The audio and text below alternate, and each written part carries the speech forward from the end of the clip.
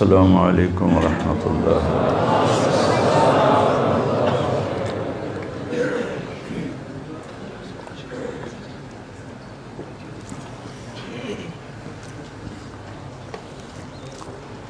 بسم اللہ الرحمن الرحیم، والصلاة والسلام علی رسولہ الکریم وعلی آلہ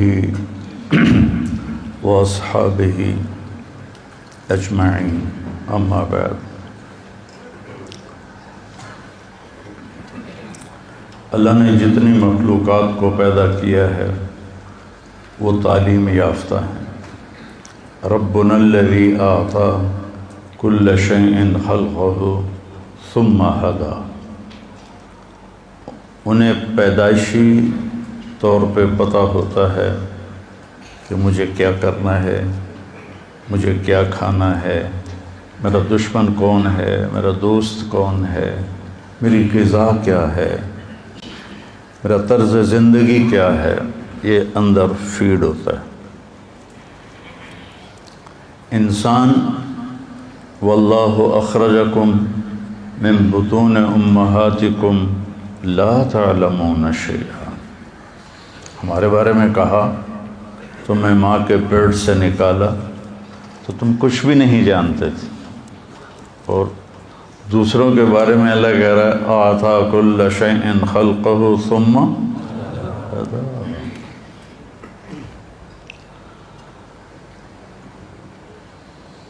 کتا دوڑتا ہوا آئے گا نا، سامنے پانی کو دیکھ کے رفتار نہیں روکے گا، دڑم چھلانگ لگائے گا کہ اس کے اندر فیڈ ہے کہ میں تیرنا جانتا ہوں۔ ہاتھی آئے گا نا پیچھے سے دوڑتا ہوا تو پانی کو دیکھ کے کھڑا ہو جائے گا، پہلے اپنا پاؤں ڈالے گا اور دیکھے گا کہ کیا میرا پاؤں زمین پہ لگتا ہے یا نہیں۔ اگر اس کا پاؤں زمین پہ لگتا ہے تو پھر وہ دوسرا پاؤں ڈالتا ہے، ورنہ پیچھے ہٹ جاتا ہے۔ اسے کہاں سے پتہ چلا کہ مجھے تیرنا نہیں آتا؟ ایسی بے شمار مثالیں کائنات میں آپ دیکھیں۔ پرواز ہے دونوں کی اسی ایک فضا میں، کرگس کا جہاں اور ہے شاہین کا جہاں اور، کہ ایک ہی فضا میں گدھ بھی اڑتا ہے اور عقاب بھی۔ عقاب تازہ گوشت کھاتا ہے اور گدھ گلا سڑا بدبودار۔ یہ تماشا میں نے عملاً فعلاً کینیا کے جنگل مسائے مارا۔ 5000 کلومیٹر لمبا جنگل ہے وہ، 5000 کلومیٹر۔ تو اس کے اندر ہم گئے، ایک رات وہاں گزاری۔ وہاں ہوٹل بنے ہوئے ہیں بڑے بڑے۔ صبح ہمیں وہ لے کے نکلے، اس سے پہلے کئی چکر لگے، وہ نہیں وہ جو میں نے دیکھا کہ ایک طرف عقاب بوٹی نوچ رہا تھا، اتنی سی تھی، اور ایک طرف گدھ ایک ڈھانچے کے اوپر سے ماس اتار رہا تھا۔ عقاب وہاں تھا اور گدھ یہاں تھا، اتنے فاصلے پر۔ تو اس وقت مجھے اقبال یاد آئے، کرگس کا جہاں اور ہے شاہین کا جہاں اور۔ تو عقاب کیوں نہیں سڑا ہوا گوشت کھاتا اور گدھ کیوں نہیں تازہ گوشت کھاتا؟ یہ میں آپ کو مثالیں دی ہیں۔ انسان جاہل ہے، اسے کچھ نہیں پتا۔ میں نے اپنی آنکھوں سے کلپ دیکھا، ایک زرافہ نے بچہ دیا۔ کتنا بڑا ہوتا ہے زرافہ؟ تو جب ہم لینڈ کر رہے تھے مسائے مارا میں، جنگل کے اندر 6 ایئرپورٹ بنے ہوئے ہیں، 6 وہ کچے ہیں، اور ہر ایئرپورٹ کے ساتھ ہوٹل بنے ہوئے ہیں۔ تو ایک زرافہ سیدھا ہمارے جہاز کے سامنے کھڑا تھا، اڈی اچھی گردن ہوتی، میں کہ بیچنا ٹھوک جاوے۔ تو وہ خیر جہاز کی آواز سن کر وہ ادھر ہو گیا۔ تو میں نے دیکھا اس کی مادہ نے بچہ دیا، وہ کوئی 6 فٹ کی اونچائی سے گرتا ہے۔ وہ گرا اور تھوڑی دیر ایسے ایسے کرتا رہا اور پھر ایک دم اٹھا اور جا کے ماں کے تھنوں کے اوپر پہنچ گیا۔ یہ علم کہاں سے آیا پیدا ہوتے؟ تو انسان کی فطرت میں غلط اور صحیح دونوں ہیں، اور انسان کی موت کے بعد ایک زندگی ہے، وہاں بھی ایک خوفناک انجام ہے، ایک بہترین انجام ہے۔ یہ انسان اپنی طاقت سے نہیں سمجھ سکتا، تو اللہ نے 1,24,000 انبیاء کو بھیجا، اور سب سے آخر میں اللہ نے ہمارے نبی پاک صلی اللہ تعالی علیہ وسلم کو بھیجا۔ کوئی نبی چھوٹے خاندان میں پیدا نہیں ہوا، ہر نبی عالی شان خاندان میں پیدا ہوا۔ غربت امارت دونوں چلی، بادشاہت بھی چلی، لیکن کوئی نبی ایسا نہیں جو کسی چھوٹے خاندان میں پیدا ہوا۔ اور جب اللہ نے ہمارے نبی کو پیدا کرنے کا ارادہ کیا تو یہ جو بیج، نیا بیج آپ کے لیے تو نئی بات ہوگی، کپاس، گندم، چاول، اس کے بیج تیار کیے جاتے ہیں، اور ایک نئے بیج کو تیار ہونے میں 10 سال لگتے ہیں۔ اس کے اوپر اتنے مراحل ہیں، ان سے گزرتے گزرتے گزرتے گزرتے 10 سال میں جا کر ایک اعلیٰ بیج تیار ہوتا ہے۔ اللہ نے اپنے حبیب کو وجود میں لانا تھا تو 10,000 سال چھانٹی ہوتی رہی، اور 10,000 سال کے بعد اللہ نے اپنے حبیب کو وجود بخشا۔ تو آپ نے فرمایا ان اللہ تخیر القبائل فاختار العرب، سارے قبائل کو دیکھا، عرب کو چھانٹا۔ ثم تخیر العرب فاختار مضر، پھر سارے عرب کی چھانٹی کی، اس سے بھی چھوٹے سوراخوں والی چھلنی لگائی، تو اس میں سے مضر کو چھانٹا، باقی پیچھے رہ گیا۔ ثم تخیر مضر، پھر مضر کے لیے اس سے بھی چھوٹے سوراخوں والی چھلنی لگائی۔ فاختار قریش، سے اللہ نے قریش کو چنا۔ قریش کا نام فہر تھا، فہر بن مالک بن نضر بن کنانہ۔ قریش ویل مچھلی کو کہتے ہیں، جیسے ویل مچھلی سمندر پہ راج کرتی ہے، قریش کا عرب پہ راج تھا۔ ثم تخیر قریش، پھر قریش کے لیے اور باریک چھلنی لگائی۔ فاختار ہاشم، اس میں سے اللہ تعالیٰ نے ہاشم کا انتخاب کیا۔ ثم تخیر بنی ہاشم، ثم تخیر ہاشم، پھر اللہ تعالیٰ نے اور باریک چھلنی لگائی، اور اس میں سے صرف ایک ہستی وجود میں آئی۔ ثم تخیر بنی ہاشم فاختارنی، پھر اللہ نے بنی ہاشم کو چھانٹا تو اللہ نے مجھے پسند کیا۔ انا خیرکم ابن و نفسا، مجھ سے عالی شان نہ کسی کا نسب ہے نہ کسی کی شرافت۔ جب اللہ نے، آپ نے فرمایا جب اللہ نے قبائل بنائے تو مجھے سب سے بہترین قبیلے میں پیدا کیا، جب اللہ تعالیٰ نے خاندان بنائے تو مجھے سب سے بہترین خاندان میں پیدا کیا، جب اللہ نے آگے گھرانے بنائے تو سب سے بہترین گھر میں اللہ تعالیٰ نے مجھے پیدا فرمایا۔ تو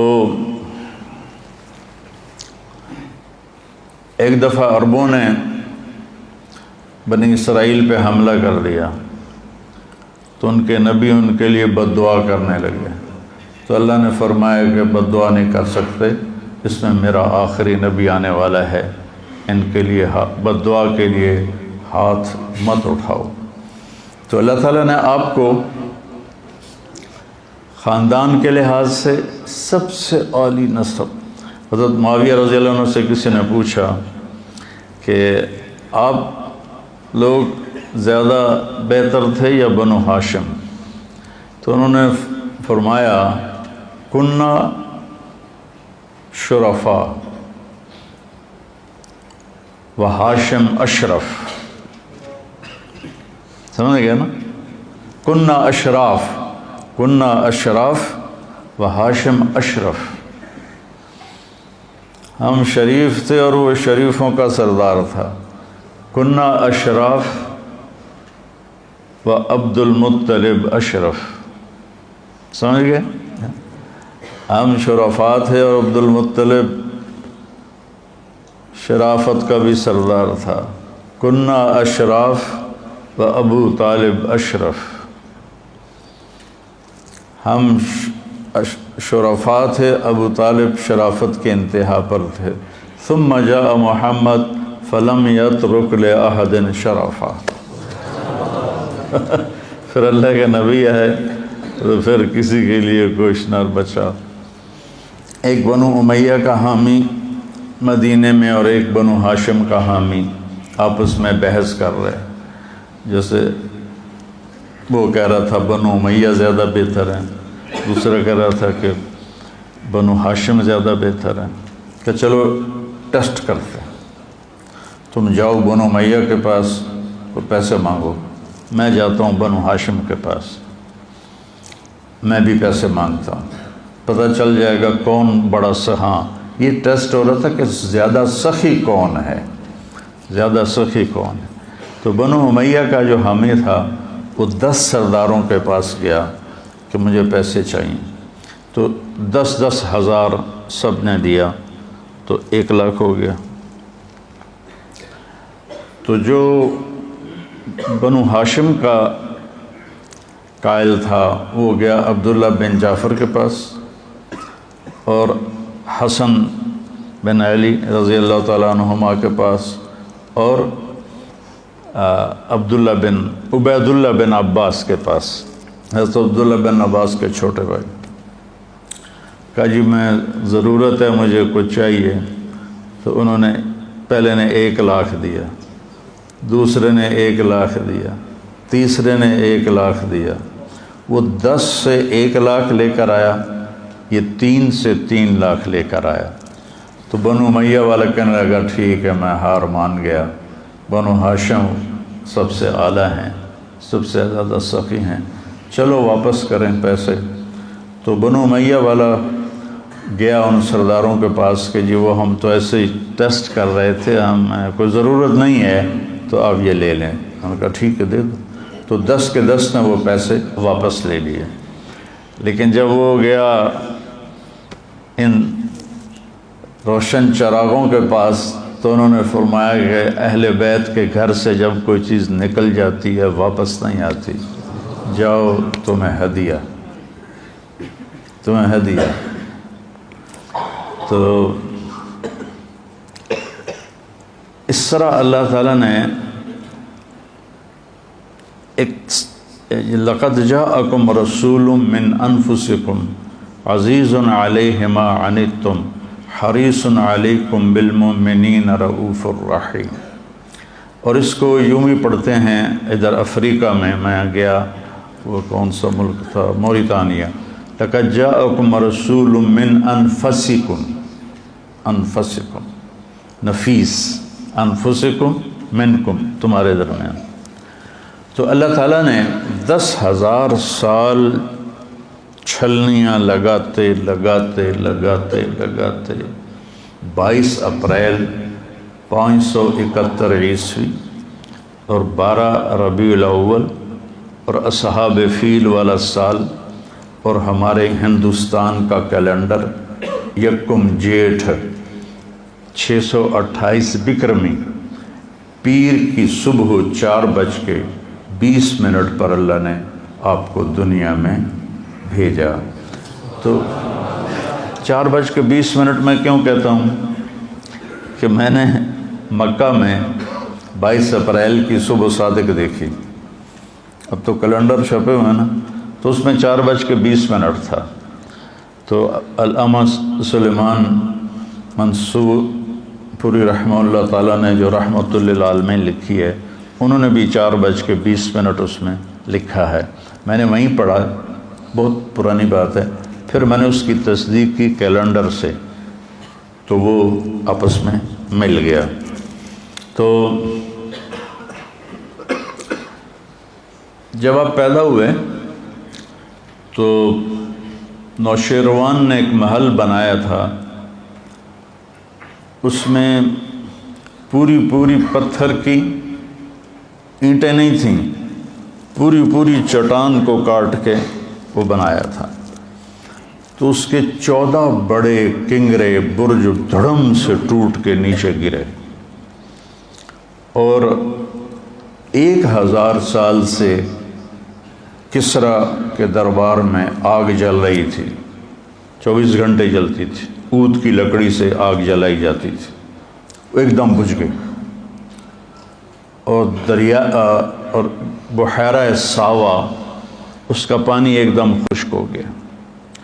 تو نوشیروان ڈر گیا کہ یہ کیسے گر سکتے ہیں، تو اس نے کہا کسی کو بلاؤ جو آسمانی کتابوں کا عالم ہو۔ تو ہیرا عراق کا شہر ایران کے قبضے میں تھا، وہاں عبد المسیح ایک بڑا عیسائی تھا۔ جب ہیرا کا محاصرہ ہوا، وہ باتوں سے باتیں جڑ جاتی ہیں، تو حضرت خالد بن ولید امیر تھے، تو عبد المسیح آیا کہ ہم لڑتے نہیں، ہم سے صلح کر لو، اگر صلح نہیں کرو گے نا تو یہ زہر ہے، سم ساعتن، 1 منٹ میں آدمی کی جان لے لیتا ہے۔ خالد بن ولید نے پوچھا یہ کیا ہے؟ کہ یہ سم ساعتن، کہ 1 ساعت سے مراد یہاں گھنٹہ نہیں، ایک گھڑی، کہ 1 گھڑی میں یہ انسان کی جان لے لیتا ہے۔ تو خالد بن ولید نے کہا دکھاؤ، اسے دکھایا، تو انہوں نے اس کا ڈھکن کھولا، بسم اللہ الذی لا یضر مع اسمہ شیء فی الارض ولا فی السماء وهو السمیع العلیم۔ صحابہ بھاگے روکنے کے لیے، لیکن ان کے پہنچنے سے پہلے وہ سارا پی گئے، اور ان کو تھوڑا سا پسینہ آیا اور ٹھیک ٹھاک۔ تو عبد المسیح کہنے لگا جب تک تیرے جیسے لوگ موجود ہیں تمہارے اس سیلابی ریلے کو کوئی نہیں روک سکتا۔ تو یہ عبد المسیح کا واقعہ مجھے یاد آ گیا ہیرا کی وجہ سے۔ ہیرا سے اس کو بلایا، اس نے کہا جی میں تو اتنا نہیں جانتا، میرا ماموں ہے شام میں رہتا ہے، اس کا نام ہے سطیح، تو میں اس کے پاس جاتا ہوں۔ تو اس کو بھیجا، تو وہ سکرات میں تھا، موت کے علامات ظاہر تھیں، تو اس کو ہلایا کہ یا خال یا سطیح، مامو جی میں عبد المسیح ہوں۔ یوں جھنجھوڑ کے جب انہوں نے اس کو دیکھا تو کہنے لگے بعث کا ملک و بنی ساساں لارتجاس الایوان و خمود النیران و غموز بحیرۃ ساوا۔ مجھے پتہ ہے تمہیں ایران کے بادشاہ نے بھیجا ہے کہ 14 برج گر گئے، جلتی آگ بجھ گئی، بحیرہ ساوا خشک ہو گیا۔ تو کہا اخبر وَإِذَا ظَهَرَ صَاحِبُ الْحَرَاوَةِ وَكَثْرَتِ التِّلَاوَةِ وَفَاضَتْ وَادِ السَّمَاوَةِ وَغَادَتْ بُحَيْرَةُ سَاوَةِ فَلَيْسَ الشَّامُ لِسَطِيحٍ شَامًا وَلَيْسَ الْعِرَاقُ لِعَبْدِ الْمَسِيحِ مَقَامًا۔ کہا دیکھو جب عصا والا شخص ظاہر ہوگا اور اس کی کتاب کی تلاوت کثرت سے ہوگی اور بحیرہ ساوا خشک ہو جائے گا، وادی سماوا پانی سے بھر جائے گی، تو پھر شام میرا شام نہیں اسی کا ہوگا، اور عراق تیرا عراق نہیں، وہ بھی اسی کا ہوگا۔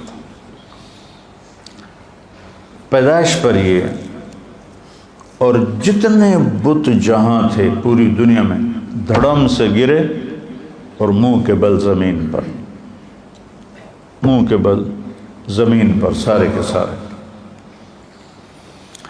تو اس نے واپس آ کر کہا کہ وہ کہہ رہا ہے کہ ہاں ایک بات بھول گئی کہ 14 برج نوشیروان کے بعد 14 بادشاہ آئیں گے اور پھر اس کی سلطنت ختم ہو جائے گی۔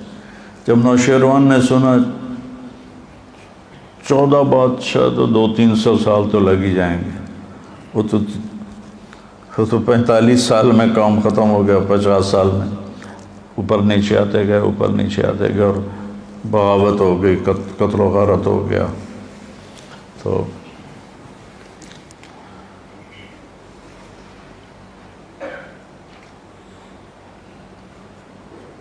جب آپ پیدا ہوئے تو بچے کے ساتھ گندگی ماں کے پیٹ سے نکلتی ہے، ایک قطرہ گندگی کا باہر نہیں نکلا۔ بچے کے جسم پر گندگی ہوتی ہے، ایک ذرہ گندگی کا نہیں تھا، جیسے کسی نے غسل دیا ہو اور غسل کر کے باہر بھیجا ہو۔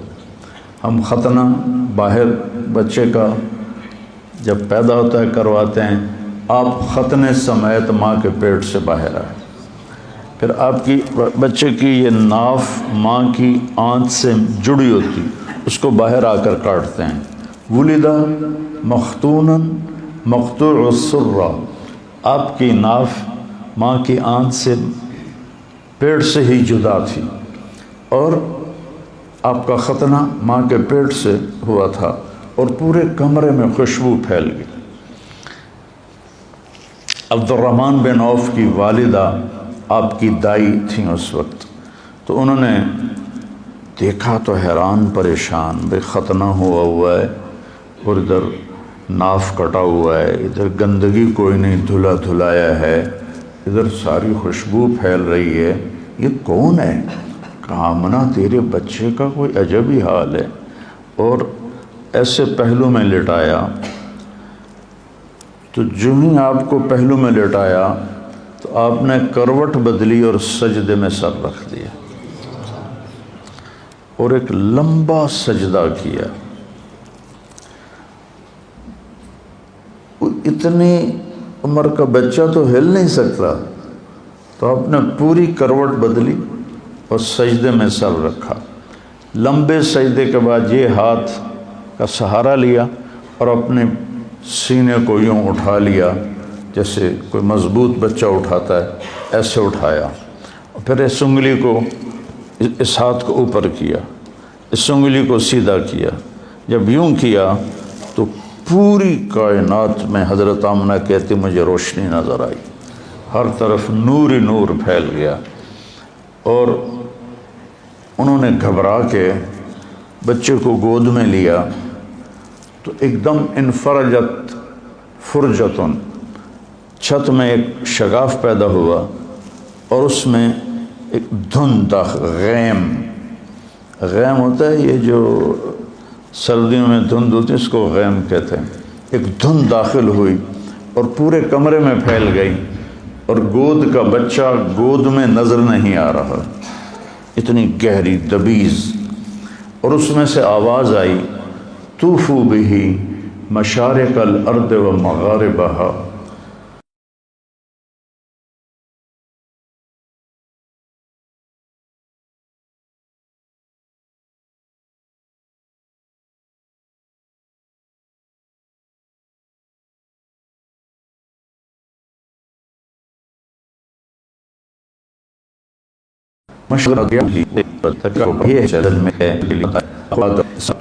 اور شیش کی معرفت دو، وشجاعت نوح، اور نوح علیہ السلام کی شجاعت دو، وخلت ابراہیم، ابراہیم علیہ السلام کی دوستی دو، واستسلام اسماعیل، اسماعیل علیہ السلام کی قربانی دو، وفصاحت صالح، صالح علیہ السلام کی فصاحت دو، وحکمت لوط، اور لوط علیہ السلام کی حکمت دو، وحب دانیال، اور دانیال علیہ السلام کی محبت دو، وہ شدت موسیٰ، اور موسیٰ علیہ السلام والی شدت دو، و جہاد یوشع، یوشع علیہ السلام والا جہاد دو، و طاعت یونس، یونس علیہ السلام کی اطاعت دو، و لحن داود، اور داؤد علیہ السلام کی مٹھاس دو، میٹھا وہ آپ کی جو لحن تھا، لحن داودی، وہ دو، و زہد عیسیٰ، اور عیسیٰ علیہ السلام جیسا زہد دو، وَأَغْمَسُوهُ فِي أَخْلَاقِ النَّبِيِّينَ، اور سارے نبیوں کے اخلاق اس بچے میں ڈال دو۔ پھر ایک دم بادل چھٹا اور آپ گود میں تھے، اور آپ کا چہرہ سے نورانی منور روشن تھا۔ تو عرب کی عادت تھی کہ بچوں کو باہر بھیجتے تھے، ان کے لیے مکہ شہر تھا، آج کے لحاظ سے تو چھوٹی سی بستی تھی، تو وہ آگے پہاڑوں میں بھیجتے تھے، ایک تو زبان فصیح ہو، اس میں کوئی ملاوٹ نہ ہو۔ تو جیسے یہ امارات میں، سعودیہ میں پٹھانوں نے، پنجابیوں نے عربوں کی عربی کا بیڑا بھی غرق کر دیا۔ یہ سارے امارات میں کیف حالک، چیف حالک، چیف،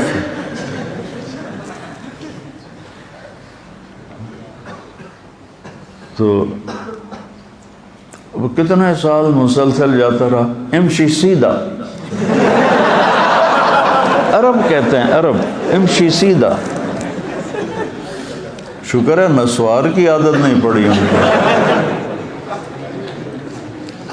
اور جو مصری ہیں یہ کاف کو حمزے میں تبدیل کر دیتے ہیں اور جیم کو گاف میں تبدیل کر دیتے ہیں۔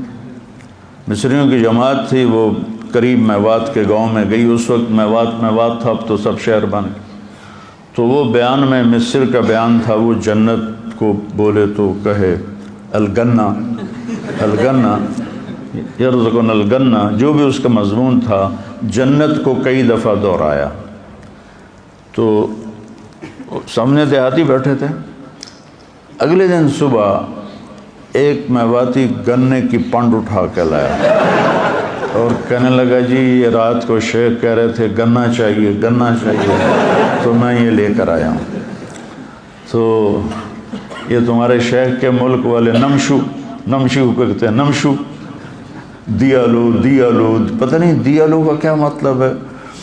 تو اس لیے ایک تو اللہ نے یہ واحد ملک ہے جس میں دریا کوئی نہیں، اتنا بڑا ملک دنیا میں واحد ارض الحجاز ہے، 3 طرف سمندر ہونے کے باوجود دریا کوئی نہیں، اور پہاڑوں کی بناوٹ ایسی ہے کہ مونسون ہوائیں ٹکرا کے واپس لوٹ جاتی ہیں، بارش نہیں ہوتی۔ یہ گویا کہ آخری نبی کے لیے زمین تیار کی جا رہی ہے، اِنَّا سَنُلْقِي عَلَيْكَ قَوْلًا ثَقِيلًا، تو اس کے لیے تیار تو ہونا پڑے گا نا۔ جیسے یہ پہلوان ویٹ اٹھانے کے لیے پھر طاقت لگاتے آگے بڑھتے ہیں، تو ماحول ایسا دیا گیا جس میں مشقت کے سوا کچھ نہ تھا۔ تو قبیلہ بنو سعد سے آئیں وہ خواتین، تو حضرت حلیمہ کی جو ڈاچی بھی کمزور، اونٹنی بھی، اور گدھی بھی کمزور، جس پر وہ اونٹنی پر سامان تھا، گدھی پر وہ سوار تھیں، اور ان کے خاوند ابو کبشہ ساتھ پیدل چل رہے تھے۔ تو اس دن 10 بچے پیدا ہوئے مکے میں۔ تو لینے کے لیے جو عورتیں آئیں، سب نے آپ کو دیکھا اور یتیم سمجھ کے چھوڑ دیا، اور باقی 9 لے لیے۔ جب حضرت حلیمہ پہنچی تو دیکھا یتیم ہے، انہوں نے بھی چھوڑ دیا۔ سارا مکہ ڈھونڈ لیا، کوئی بچہ نہیں ملا، تو اللہ تعالیٰ نے انہیں کے نصیب میں لکھا تھا۔ تو ابو کبشہ کہنے لگے کہ حلیمہ خالی گو جانے سے بہتر ہے یتیم کو لے لو، چلو کوئی برکت ہی ہو جائے گی اس کی، کوئی خدمت ہو جائے گی اس کی۔ ایک تو جس سال آپ پیدا ہوئے پوری دنیا میں جہاں انسانیت آباد تھی، اللہ نے ہر ماں کو بیٹا دیا، بیٹی نہیں، ساری دنیا سب کے بیٹے ہوئے، سب کو اللہ نے بیٹے دیے۔ اور دادا نے آپ کا نام رکھا محمد، جس کی تعریف کی جائے۔ ماں نے نام رکھا احمد، جو تعریف کرنے والا ہو۔ ماں کا نام آمنہ، جو امن کی علامت۔ والد کا نام عبداللہ، جو عبدیت کی علامت۔ خاندان کا نام ہاشم، ہاشم کا نام عامر تھا۔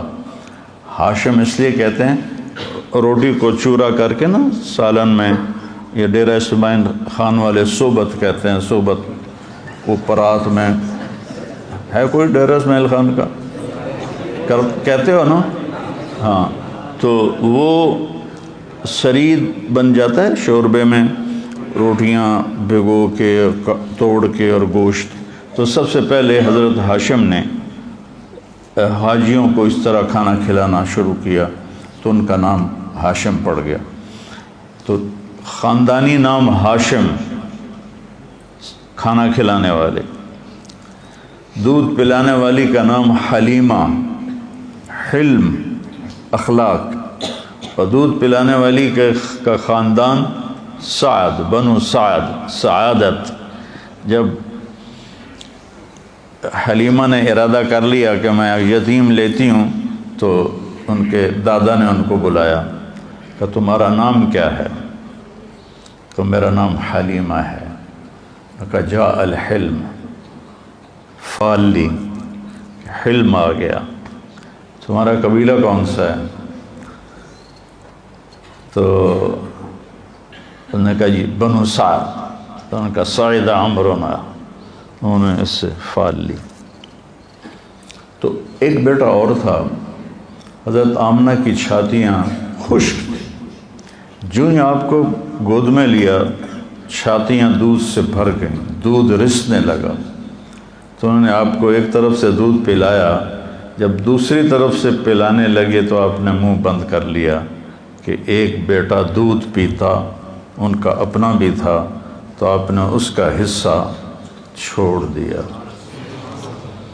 اور ہمارے یہاں قبضہ مافیا بنے ہوئے، جو لوگوں کی زمینیں ہڑپ کر رہے ہیں، گھر ہڑپ کر رہے ہیں، یہ کیا جواب دیں گے اللہ تعالیٰ کو؟ بدبخت یہیں چھوڑ کے مر جاتے ہیں۔ اجل ہی نے چھوڑا نہ کسرا نہ دارا، اسی سے سکندر صفات بہارا، ہر ایک لے کے کیا کیا نہ حسرت سے دارا، پڑا رہ گیا سب یہیں ٹھاٹ سارا، جگہ جی لگانے کی دنیا نہیں ہے، یہ عبرت کی جا ہے تماشا نہیں ہے۔ آپ ابھی اپنے شعور میں نہیں ہیں اور اپنے بھائی کا حصہ چھوڑ دیا۔ تو رات ہو گئی تھی، تو اونٹنی میں دودھ کا قطرہ نہیں تھا، تو حضرت حلیمہ رضی اللہ عنہ کہنے لگی ابو کبشہ کوشش کرو کوئی 2-4 قطرے نکل آئیں تو کچھ ہمارا پیٹ بھر جائے۔ تو وہ جب گئے، رات کا اندھیرا، انہوں نے اونٹنی کو جب تھنوں کو ہاتھ لگایا تو وہ مشکیزے کی طرح نیچے لٹکے ہوئے تھے۔ تو ایک گلاس کیا، پورا برتن انہوں نے دودھ سے بھر لیا۔ تو جب لے کر آئے تو حلیمہ کہنے لگی یہ کہاں سے؟ کہا اونٹنی سے۔ کہا نہیں، یہ اس کی برکت سے۔ دونوں نے پیٹ بھر کے پیا۔ صبح جب چلنے لگے تو حضرت حلیمہ نے آپ کو گود میں لے کر اس پر گدی پر سوار ہوئے، تو ایک دم گدی نے منہ موڑا اور حرم شریف کی طرف منہ کر کے یوں سجدے میں سر جھکایا، یوں پھر سر اٹھایا اور پھر یوں سجدے میں سر اپنا لے گیا، پھر سر اٹھایا اور پھر یوں سجدے میں لے کے اللہ کا شکر ادا کرتے ہوئے 24 گھنٹے پہلے ان کے قافلے کی عورتیں روانہ ہو چکی تھیں. واپسی پر ان کی گدھی کی رفتار ایسی تیز ہوئی اور اونٹنی کی کہ 24 گھنٹے کا فاصلہ بھی مکمل کیا اور ان کو 24 گھنٹے بعد چل کے جا کے پکڑا اور آگے نکل گئیں. تو عورتیں کہنے لگیں کہ ان لأتان آمنۃ لشأنا آمنہ حلیمہ ان لأتان حلیمۃ لشأنا حلیمہ، یہ تیری لگتا ہے سواری بدل گئی ہے، کوئی بڑی شان والی سواری آئی ہے. تو حضرت حلیمہ نے کہا سواری نہیں بدلی، سوار بدل گیا ہے. ان لہذا الراکب لشأنا، اس سوار ہونے والے کی شان ہے، کھوتی تو وہی ہے بیچاری پانی میں.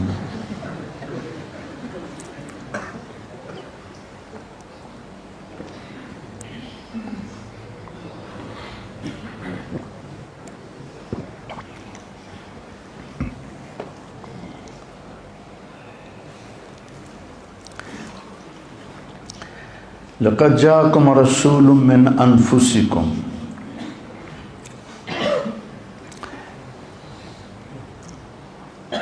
ربیع الاول میں سیرت کی بات کرنا جیسے ہم کر رہے ہیں یہ محمود ہے. جس قسم کے طریقے رائج ہو گئے ہیں یہ تو نہیں تھے پہلے، لیکن اس طرح میں نے ہر ملک میں دیکھا. جہاں کبھی کہیں مجھے 12 ربیع الاول گزارنے کا موقع ملا تو وہاں ایسے مسجدوں میں جمع ہوتے ہیں، آپ کی تعریف میں اشعار ترنم کے ساتھ، پھر خطابات آپ کی شان میں ہوتے ہیں. تو اس طرح یہ جلسے جلوس صرف ہمارے بر صغیر میں ہیں یا اور بر صغیر کے لوگ جہاں کہیں آباد ہیں، لیکن آپ کی آمد پر اظہار فرحت یہ پوری امت میں ہے، پوری امت میں ہے. تو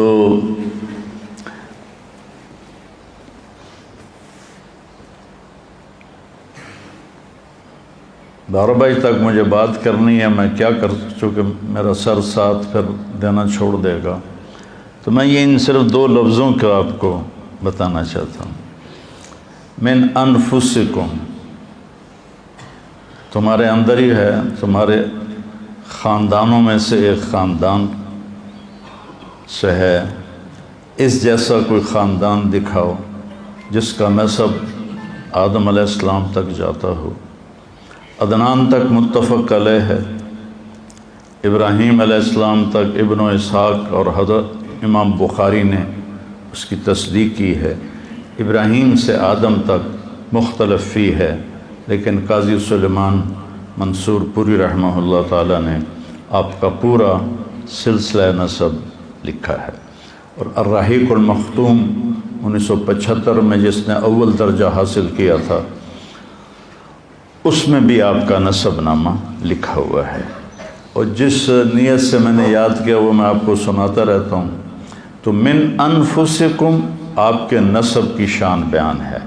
محمد بن عبداللہ بن عبد المطلب بن ہاشم بن عبد مناف بن قصی بن کلاب بن مرہ بن کعب بن لبی بن غالب بن فہر بن مالک بن نضر بن کنانہ بن خزیمہ بن مدرکہ بن الیاس بن مضر بن نزار بن معد بن عدنان بن اود بن حمیسہ بن سلامان بن عوس بن بوز بن قموال بن ابی بن عوام بن ناشد بن حزا بن بلداس بن یدلاف بن طابخ بن جاحم بن ناحش بن ماخی بن عیفی بن عبقر بن عبید بن الدعاء.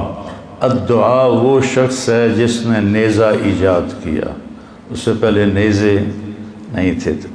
الدعاء آپ کے نسل میں نیزے کا اسلحہ انہوں نے ایجاد کیا، بن حمدان بن سنبر بن یثربی بن یحزن بن یلحن بن ارعوا بن عیزی بن ذیشان بن عیسر بن اقناد بن ایہام بن مقصر بن ناحث بن زارع بن سمی بن مزی بن عوض بن عرام بن قیدار بن اسماعیل بن ابراہیم بن آدر بن ناحور بن سروج بن رعوب بن فائج بن عابر بن ارفخشاد بن سام بن نوح بن لامک بن متوشالح بن ادریس بن یرد بن ملحلئیل بن قینان بن آنوش بن شیس و بن آدم علیہ السلام۔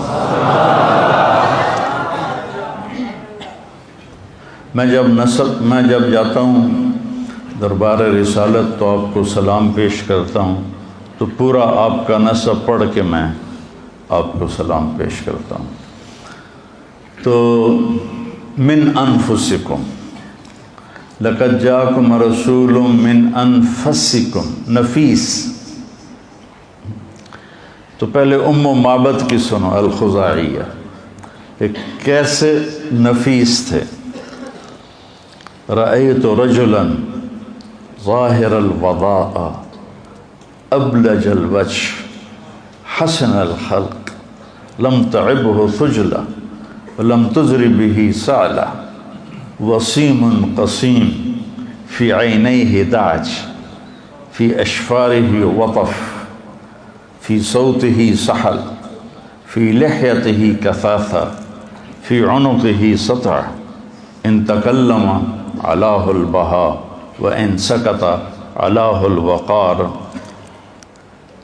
کیا ردم ہے، جس کو کچھ بھی سمجھ نہ آتی ہو عربی کی، وہ بھی اس الفاظ کی موسیقی سے اثر لیے بغیر نہیں رہ سکتا۔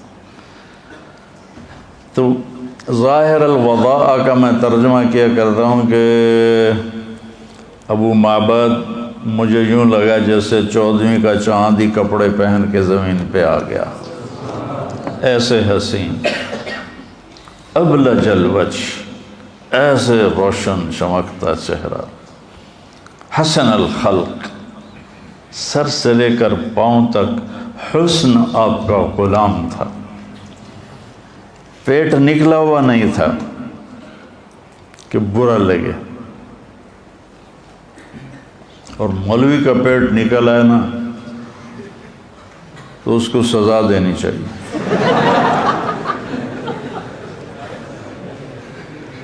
یہ دین مجاہدے والا دین ہے۔ پیٹ نکل آئے گا تو کتنے کام ہیں جو تم کر ہی نہیں سکو گے۔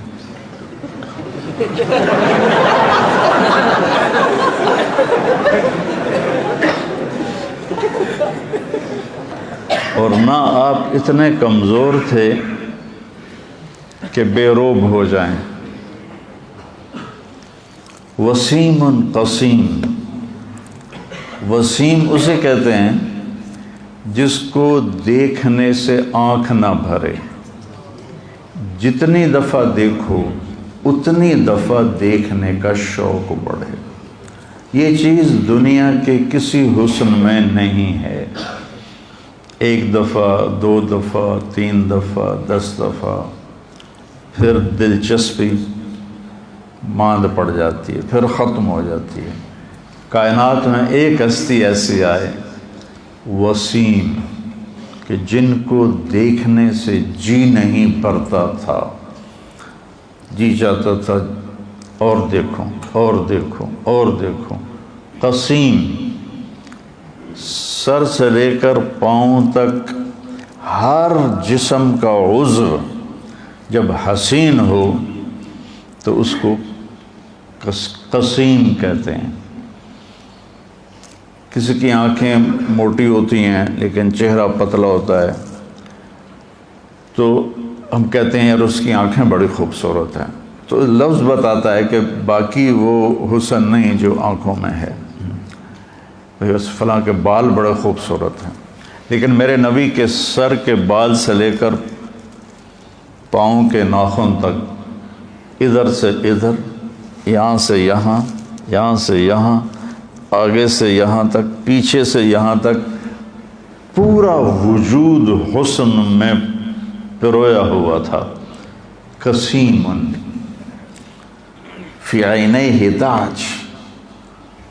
اور ابو ہند بن ابی حالہ کہتے ہیں ادعج، آنکھیں سیاہ، پتلی سفید، پتلی سیاہ اور آنکھوں کی سفیدی. ادعج اکحل، سرما لگا ہوا بغیر سرما لگائے ہوئے. اشکل، سرخ لکیریں ڈورے آنکھوں میں. اہدب، یہ پلکیں بڑی لمبی اور دراز. یہ عورتیں نا مصنوعی پلکیں لگاتی ہیں، کہیں جانا ہو کسی فنکشن پہ تو وہ موٹی موٹی نظر آتی ہیں، پتہ لگ جاتا ہے مصنوعی ہیں. تو میرے نبی کی پلکیں خود ہی لمبی تھیں جو آنکھوں کو اور حسین بنا دیتی ہیں، چہرے کو اور حسین بنا دیتی ہیں. ابرق، انجل، اکحل، احور، اہدب، اشکل، ادعج، یہ سارے میرے نبی کی آنکھوں کی صفات ہیں، جس کا مطلب ہے کہ کائنات میں ایسی آنکھ کسی کی نہیں بنی. آپ کی آنکھوں میں آنکھیں ڈال کے کوئی بات نہیں کر سکتا تھا. جب آپ آنکھ اٹھا کر دیکھتے تھے باقی سارے ایسے ہو جاتے تھے. ایسی چمک تھی آپ کی آنکھوں میں، کوئی آپ کی آنکھوں میں آنکھیں ڈال کے دیکھ نہیں سکتا سوائے دو آدمیوں کے، ایک ابو بکر اور ایک عمر رضی اللہ عنہما. ان کے سوا باقی کوئی بھی آپ کے جب آپ آنکھ اٹھاتے تو باقی یوں ہو جاتے تھے. فی صوت ہی سحل، آواز میں ایک ہے روب اور ایک کشش اور ایک موسیقی.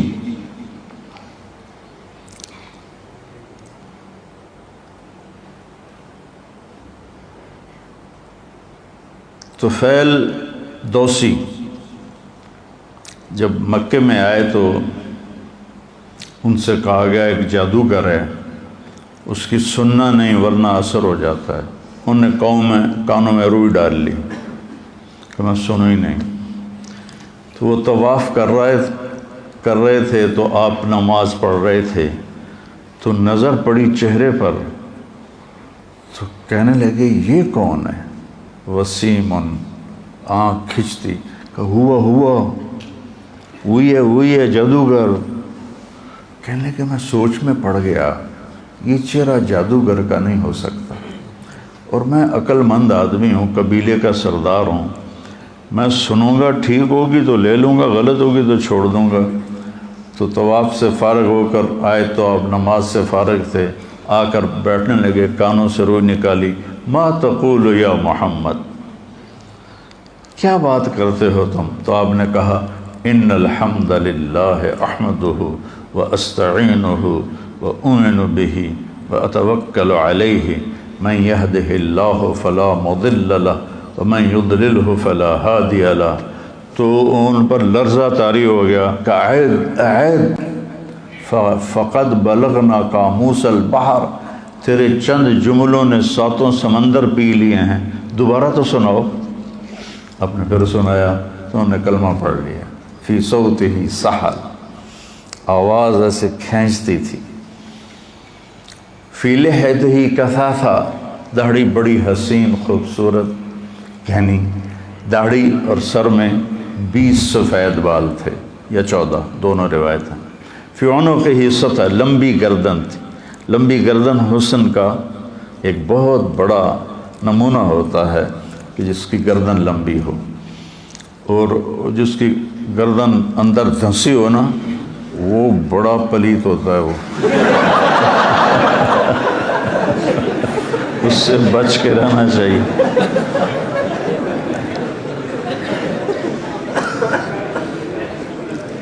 تو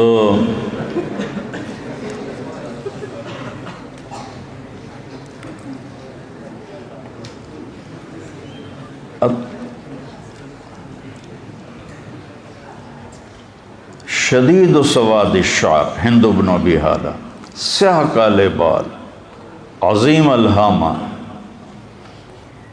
خوبصورت سر بڑا، واسع الجبین، پیشانی کھلی کشادہ، ازج الحواجب، پلکیں کمان کی طرح ایسے گول، اقن العرنین، ناک بڑا خوبصورت، تھوڑا سا یہاں سے اٹھا ہوا، سہل الخدین، گال بڑے پیارے، نہ پچکے ہوئے نہ ابھرے ہوئے، یوں ہوں تو وہ خوبصورتی ہوتی ہے، ضلیع الفم، کھلا منہ، خوبصورت ہونٹ، مفلج الاسنان، یہ 4 دانتوں میں خلا، اشنب، دانت ایسے گولائی میں تھے سارے، ایسے کسی کے آگے ہوتے ہیں، پیچھے ہوتے ہیں، اوپر ہوتے ہیں، نیچے ہوتے ہیں، ایسے گولائی میں آپ کے دانت تھے، کث اللحیہ، داڑھی گھنی تھی، اور گردن لمبی تو میں پہلے بتا چکا ہوں، بعید ما بین المنکبین، کندھوں کا درمیانی فاصلہ زیادہ، عریض الصدر، چوڑی چھاتی، طویل الزندین، بازو لمبے، سائل الاطراف، انگلیاں لمبی سیدھی، رحب الراحہ، کشادہ ہتھیلی، کشادہ ہتھیلی سخاوت کی علامت ہوتی ہے، اور چھوٹی ہتھیلی یہ قیافہ ہے نہ کہ کوئی حدیث، اور چھوٹی ہتھیلی وہ دیکھ رہا ہے کہ میری چھوٹی ہے، تو وہ بخل کی علامت ہے، چھوٹی ہتھیلی والے بخیل ہوتے ہیں، سوا البطن والصدر، سینہ اور پیٹ برابر تھا، دقیق المسربہ، یہاں سے بالوں کا تار چلتا تھا اور آ کر ناف پہ وہ ختم ہو جاتا تھا، اشارت ذراعین، یہاں تھوڑے تھوڑے بال تھے، باقی آپ کا پورا جسم بالوں سے صاف تھا، چاندی کی طرح چمکتا ہوا آپ کا جسم ہوتا تھا، اور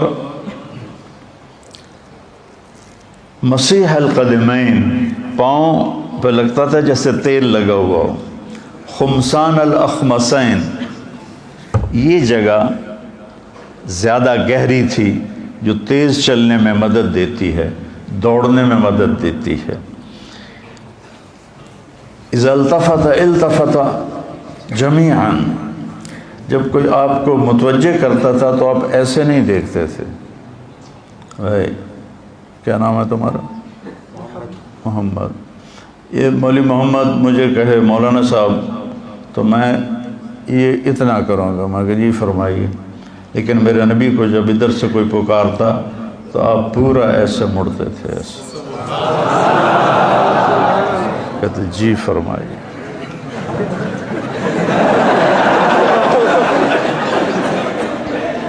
ادھر سے کوئی پکارتا تھا تو آپ دیکھو اپنے نبی کی مشقت، آپ پورا اس کی طرف ایسے مڑتے تھے اور پھر کہتے تھے جی فرمائیے، اور آپ قدم چھوٹے اٹھاتے تھے، لمبے لمبے قدم اٹھانے سے چال بے روب ہو جاتی ہے، چھوٹے قدم اٹھاتے تھے اور ان میں تیزی ہوتی تھی، آپ چلتے تھے صحابہ پیچھے دوڑتے تھے، آپ کی چال میں اتنی تیزی تھی، تو من انفسکم، کون بیان کر سکتا ہے نبی کی صفات کو، جیسے اللہ ناقابل بیان ہستی ہے، میرا نبی بھی ناقابل بیان ہستی ہے، کون آپ کی صفات کو بیان کر سکتا ہے کہ اللہ نے اپنی پسند کا بنایا، وہ ہے نا وَأَحْسَنَ مِنْكَ لَمْ تَرَ قَطُّ عَيْنِي وَأَجْمَلَ مِنْكَ لَمْ تَلِدِ النِّسَاءُ، حسن کہتے ہیں جسمانی خوبصورتی کو، اور جمال کہتے ہیں خاندانی شرافت کو، ہم دونوں کو مطلب خوبصورت لیتے ہیں، تو آپ دیکھیں چناؤ وَأَحْسَنَ مِنْكَ لَمْ تَرَ قَطُّ عَيْنِي، یہ چونکہ آنکھ سے نظر آتا ہے، ٹھیک ہے نا، تو یہاں آنکھ کا لفظ آیا۔ وَأَجْمَلَ مِنْكَ لَمْ تَلِدِ النِّسَاءُ، اور جمال کا تعلق نسب سے ہے تو وہاں کسی ماں نے تیرے جیسا جنا نہیں۔ خلقت مبرئا من کل عیب، آپ ہر عیب سے پاک پیدا ہوئے۔ کأنک قد خلقت کما تشاء، آپ جیسے آپ نے اپنے آپ کو چاہا ویسے اللہ نے آپ کو بنا لیا۔ سبحان اللہ۔ تو اپنے نبی کی سیرت پڑھو۔ ہاں، آپ کی دنیا سے جاتے ہوئے 2 الفاظ تھے، اور پیغام بھی جو آ جائے، یہ تو تھوڑی سی آپ کی جھلک تھی جو میں آپ کے سامنے میں نے پیش کر دی۔ آپ نے دنیا سے جاتے ہوئے 2 لفظ بولے تھے، الصلاۃ وما ملکت ایمانکم، میری امت ایک نماز نہ چھوڑنا، اور ایک غریبوں پہ ظلم نہ کرنا، اپنے نوکروں پہ۔ حقوق اللہ، حقوق العباد، پورا دین 2 لفظوں میں بیان کر دیا۔ حقوق اللہ نماز، حقوق العباد کسی پہ ظلم نہ کرنا، تو پورے دین کو 2 جملوں میں بیان کر دیا۔ تو ایک نماز اپنے خوبصورت بناؤ، نماز کو نا بنا سنوار کے پڑھو، تو آہستہ آہستہ آہستہ آہستہ آہستہ اللہ تعالیٰ آپ کو نماز کی مٹھاس نصیب فرما دے گا۔ اس میں اللہ نے مٹھاس رکھی ہے، لذت رکھی ہے، حوائج ضروریات کا پورا ہونا اس میں اللہ تعالیٰ نے رکھا ہے۔ قم فصل فإن فی الصلاۃ شفاء۔ ابو ہریرہ، آپ نے فارسی کا ایک جملہ بولا ہوا ہے، ابو ہریرہ درد در شکم، پیٹ میں درد ہے؟ ان کا جی ہاں، کا قم فصل فإن فی الصلاۃ شفاء۔ ہمارے بہت سے زیادہ جن کو بخار چڑھ جاتا ہے تو وہ انگریزی کا لفظ بھی نہیں بولتے کہ یہ کافروں کی زبان ہے، ہم نے نہیں بولنی۔ موبائل انہی کا ہاتھ میں ہوتا ہے لیکن زبان ان کی نہیں بولنی۔ ایسی احمقانہ حرکتیں ہیں۔ میرے نبی اس وقت فارسی سب سے بڑے طاقتور تھے، تو آپ ان کی زبان ہے، درد در شکم، قم فصل فإن فی الصلاۃ شفاء۔ تو بیٹا ایک ایک آپ نماز پڑھتے ہو، آپ نماز کو بنا کے پڑھو تو آپ کو اللہ اس کی حلاوت نصیب فرمائے گا۔ اور دوسرا میرے نبی نے فرمایا، کسی پہ ظلم نہ کرو، کسی پہ زیادتی نہ کرو۔ 2 گناہ ایسے ہیں جن کی سزا دنیا میں شروع ہو جاتی ہے، ایک ظلم اور ایک ماں باپ کی نافرمانی۔ اس پر دنیا میں ہی پکڑ شروع ہو جاتی، آخرت کی آگے پکڑ ہے۔ دوسرا، سیرت کو پڑھو،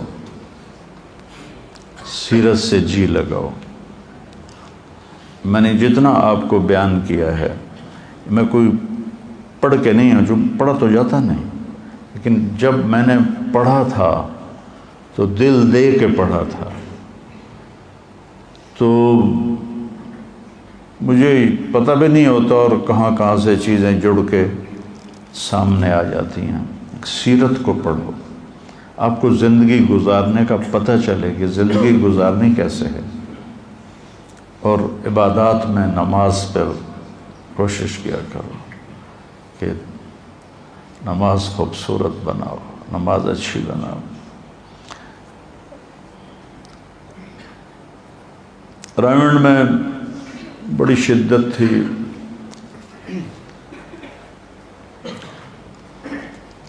کسی کی 1 رکعت نکل جاتی تو 5 منٹ کان پکڑنے پڑتے تھے، اور 2 رکعت نکل جاتی تو 10 منٹ، 3 رکعتیں نکل جاتی تو 15 منٹ، اور عطیات میں شامل ہوتے تو 20 منٹ کان پکڑنے پڑتے تھے۔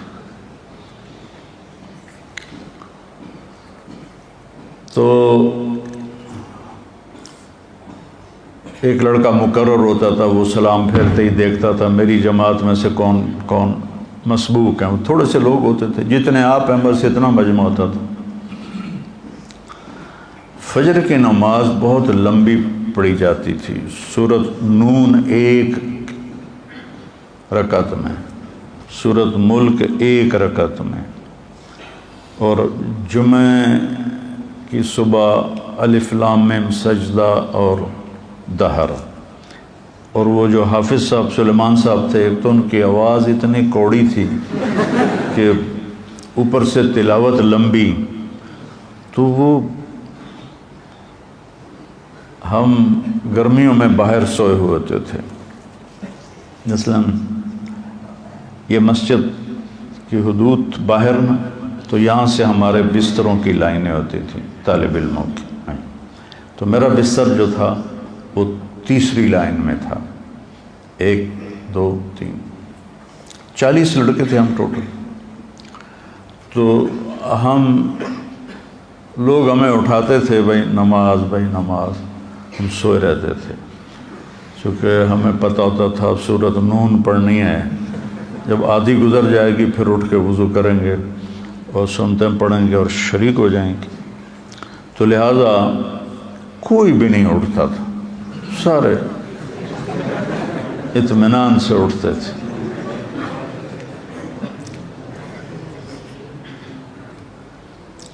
تو ایک دن ایسا ہوا کہ ہم حسب معمول سوئے ہوئے حافظ سلیمان کی سورت رحمۃ اللہ علیہ کی سورت فاتحہ سن رہے تھے، الضالین، ایسے ان کی آواز، ایک دم آواز آئی الم نشرح لک صدرک۔ اب جو لگے کرنٹ، اور سارے اٹھ کے بھاگے، اور اس دن پتہ چلا ترتیب واجب نہیں ہے، جڑی شے پہلے کرنی کر لو۔ جلدی میں نے پورے بازو ایسے اندر حوض میں ڈالے، منہ پہ چھٹا مارا، پھر دونوں پاؤں ڈالے، اور میں رکوع میں شریک ہو گیا۔ تو کوئی 8-10 لڑکے جو پھرتیلے تھے وہ کامیاب ہوئے، باقی سارے مسبوق ہو گئے۔ تو سب کی پیشی ہو گئی، تو مولانا ظاہر شاہ صاحب ہنس پڑے، کہنے لگے بزرگا ان کا تھا تکیہ، بزرگا یہ سمجھ رہے تھے کہ حافظ سلیمان سورۃ نون پڑھے گا، یہ آرام سے اٹھیں گے، پھر شریک ہو جائیں گے، آج ان کے ساتھ دھوکہ ہو گیا۔ اس نے الم نشرح پڑھ دی، چلو آج سب کو معاف کر دو، تو اس دن سب کی معافی ہو گئی۔ تو ایسے زبردستی سے نماز نہیں بنتی، اپنے ذوق سے نماز بناؤ، اور سیرت کو پڑھو اور قرآن کو پڑھو، تو انشاءاللہ آپ کی زندگی میں ایک بہار آئے گی۔ ٹھیک ہے، السلام علیکم۔